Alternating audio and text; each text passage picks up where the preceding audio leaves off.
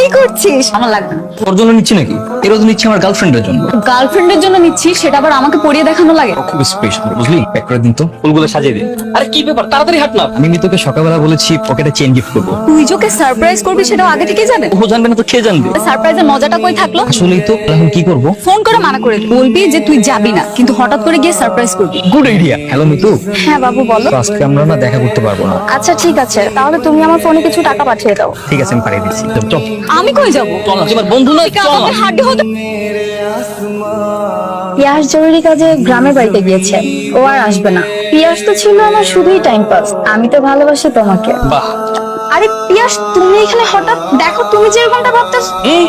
তোমাকে আমি এত ভালোবেসেছি, এত বিশ্বাস করেছি, তুমি আমার সাথে এমন করতে পারলে? I am sorry.